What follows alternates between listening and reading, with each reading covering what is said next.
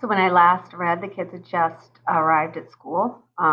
It sounds like all the boys went to meet up with their friends, and Cassie just kind of hung out by herself. The principal's daughter went by her, and she wasn't really impressed. So sounds like the principal's daughter um, having a new yellow dress would show that she's maybe a little bit more well-to-do than Cassie, that they have more.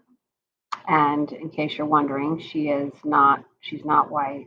The black schools had black teachers, principals, and so on, because there was separation, between the races. So no, there were no whites at their school, except for maybe board members when they show up. So they were discussing how, they put shoes away until bare feet can no longer traverse or travel across the frozen roads because it would be too cold. So there's just, the kids all go to school barefoot. And I'll restart. On the far side of the lawn, I spied Mo Turner speeding toward the seventh grade class building and wondered at his energy. Mo was one of Stacy's friends. He lived on the Montier plantation, a 3.5 hour walk from the school. Because of the distance, many children from the Montier plantation did not come to Great Faith after they had finished the 4-year school near Smellens Creek. But there were some girls and boys like Mo who made the trek daily, leaving their homes while the sky was black and not returning until all was blackness again. I, for one, was certainly glad that I didn't live that far away. I don't think my feet would have wanted that badly for me to be educated. So, I mean, look at how she describes this 3.5 hour walk. Their home is 3.5 hours away from school. So when she says they leave when it's all blackness, I would imagine maybe 5 in the morning, 6, 7, 8:30, and then they get to school and they do their day. And let's say they're leaving like you guys at 3:30, and it's 4:30, 5:30, 6:30, 7 o'clock by the time they get home. So they spend 7 hours of their day walking to and from school because they don't have a bus. That's crazy. The chiming of the second bell began. I stood up, dusting my bottom, as the first, second, third, and fourth graders crowded up the stairs into the hallway. Little man flashed proudly past, his face and hands clean and his black shoes shining again. I glanced down at my own shoes, powdered red, and raising one foot, rubbed it against the back of my left leg, then reversed the procedure. As the last gong of the bell reverberated across the compound, I swooped up my pencils and notebook and ran inside. A hallway extended from the front to the back door of the building. On either side of the hallway were two doorways, both leading to the same large room, which was divided into two classrooms by a heavy canvas curtain. The second and third grades were on the left, the first and fourth grades on the right. I hurried to the rear of the building, turned to the right, and slid into a third row bench occupied by Gracie Pearson and Alma Scott. You can't sit here, objected Gracie. I'm saving it for Mary Lou. I glanced back at Mary Lou Welliver, depositing her lunch pail on the shelf in the back of the room, and said, Not anymore, you ain't. Miss Daisy Crocker, yellow and buck-eyed, glared down at me from the middle of the room with a look that said, So, it's you, Cassie Logan. Then she pursed her lips and drew the curtain along the rusted iron rod and tucked it into a wide loop in the back wall. With the curtain drawn back, the first graders gazed quizzically at us. Little man sat by a window, his hands folded patiently, waiting for Miss Crocker to speak. Mary Lou nudged me. That's my seat, Cassie Logan. Mary Lou Welliver, Miss Crocker called primly. Have a seat. Yes, ma'am, said Mary Lou, eyeing me with a look of pure hatred before turning away. Miss Crocker walked stiffly to her desk, which was set on a tiny platform and piled high with bulky objects covered by a tarpaulin. A tarpaulin is basically a tarp. When you think of tarp is short for tarpaulin, so it's a cover of sorts. She rapped the desk with a ruler, although the room was perfectly still, and said, "Welcome, children, to Great Faith Elementary School." Turning slightly so she stared squarely at the left side of the room, she continued, "To all of you fourth graders, it's good to have you in my class. I'll be expecting many good and wonderful things from you." Then, addressing the right side of the room, she said, "And to all our little first grade friends, only today, starting on the road to knowledge and education, may your tiny feet find the pathways of learning steady and forever before you." Already bored, I stretched my right arm on the desk and rested my head in my upraised hand. Miss Crocker smiled mechanically and then rapped her desk again. "Now, little ones," she said, still looking at the graders, "your teacher, Miss Davis, has been held up in Jackson for a few days. So I'll have the pleasure of sprinkling your little minds with the first rays of knowledge." She beamed down upon them as if she expected to be applauded for this bit of news. Then, with a swoop of her large eyes to include the fourth graders, she went on. "Now, since there's only one of me, we shall have to sacrifice for the next few days. We shall work, work, work, but we shall have to work like little Christian boys and girls and share, share, share. Now, are we willing to do that?" "Yes, Miss Crocker," the children chorused, but I remained silent. I didn't approve of group responses. Adjusting my head in my hand, I sighed heavily, my mind on the burning of the berries. "Cassie Logan!" I looked up, startled. "Cassie Logan!" "Yes'm." I jumped up quickly to face Miss Crocker. "Aren't you willing to work and share?" "Yes'm." "Then say so." "Yes'm," I murmured, sliding back into my seat as Mary Lou, Gracie, and Alma giggled. Here it was, only 5 minutes into the new school year, and already I was in trouble. By 10 o'clock, Miss Crocker had arranged our seating and written our names on her seating chart. I was still sitting beside Gracie and Alma, but we'd been moved from the third to the first row in front of a small pot-bellied stove. Although being eyeball to eyeball with Miss Crocker was nothing to look forward to, the prospect of being warm once the cold weather set in was nothing to sneeze at either. So I resolved to make the best of my rather dubious position. Now Miss Crocker made a startling announcement. This year we would all have books. Everyone gasped, for most of the students had never handled a book before besides a family Bible. I admit that even I was somewhat excited. Although Mama had several books, I'd never had one of my very own.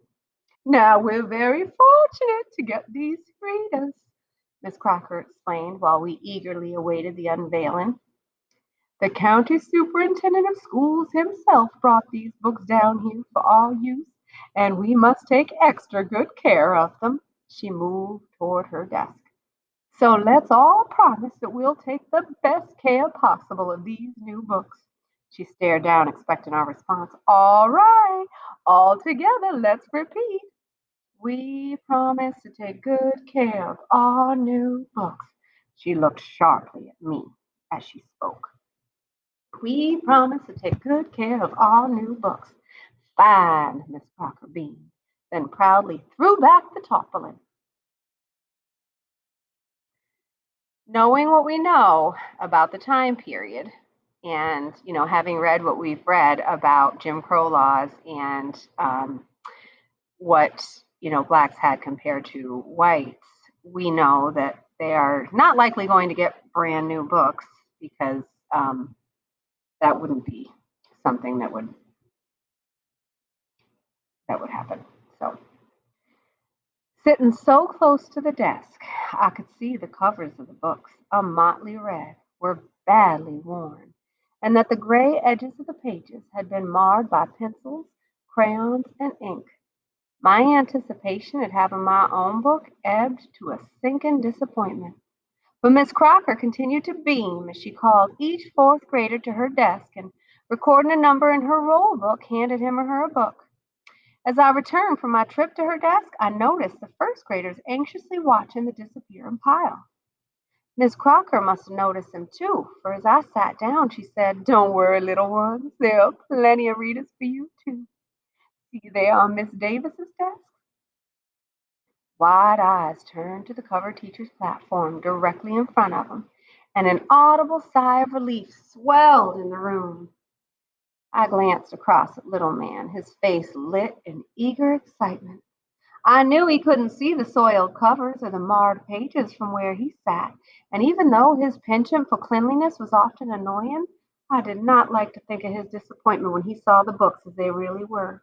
But there was nothing that I could do about it, so I opened my book to its center and began browsing through the spotted pages.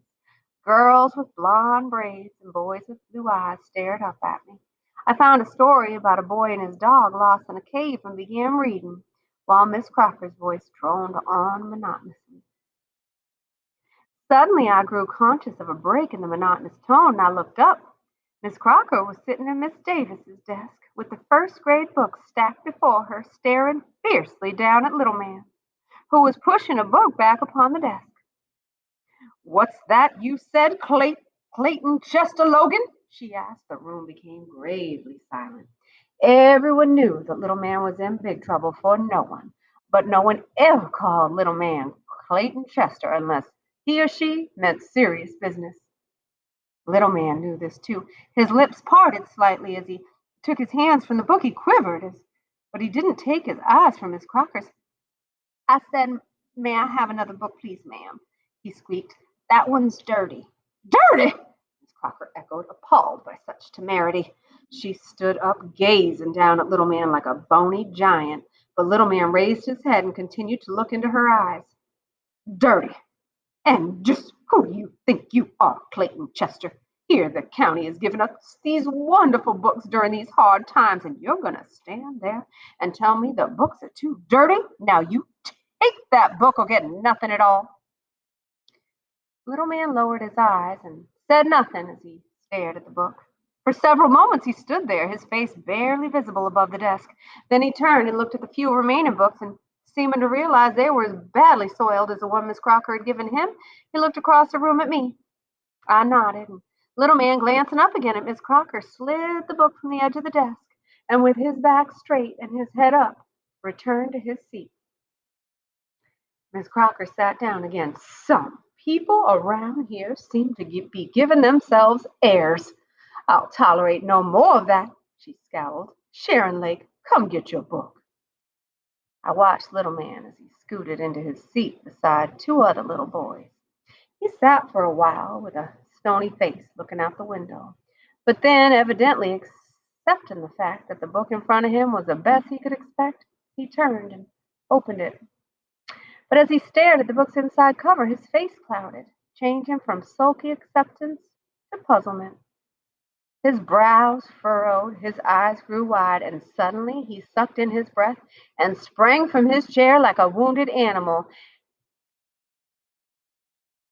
slamming the book onto the floor and stomping madly upon it. Miss Crocker rushed to Little Man and grabbed him up in powerful hands. She shook him vigorously, then set him on the floor again. "Now, just what's gotten into you, Clayton Chester?" The Little Man said nothing. He just stood staring down at the open book, shivering with indignant anger. "Pick it up," she ordered. "No," defied Little Man. "No? I'm going to give you 10 seconds to pick up that book, boy, or I'm going to get my switch." Little Man bit his lower lip, and I knew he was not going to pick up the book. Rapidly, I turned to the inside cover of my own book and saw immediately what had made Little Man so furious. And I'm going to see if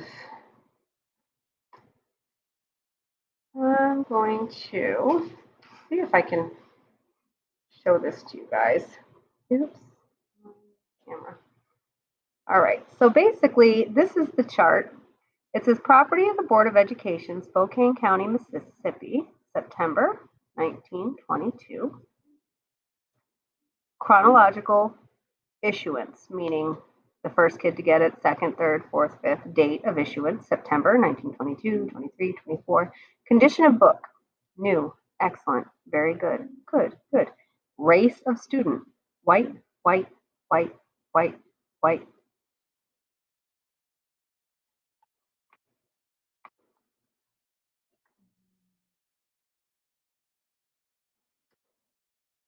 The seventh year in a row, white, eighth, white. And look at the condition of the book. It goes from average to poor to very poor. And if you look at year 12, they had it for 11 years. And then on year 12, September 1933, that tells us again the year, very poor. And if you look at the word, that was a negative word used to refer to a black student. So that is what little man saw. And here's more characterization, like we're seeing how strong that little boy is, how brave. And he has, he's self-assured, he has too much pride to cave, just, even with with being threatened by the her using her switch. The blank lines continued down to line 20, and I knew they had all been reserved for black students. A knot of anger swelled in my throat and held there.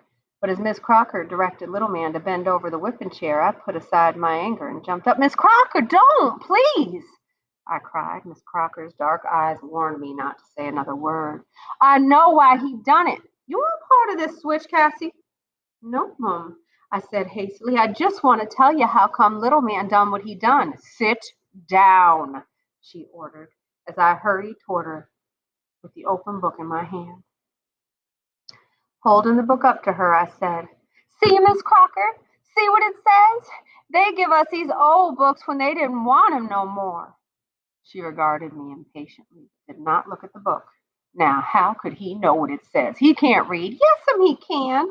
He been reading since he was 4. He can't read all them big words, but he can read them columns.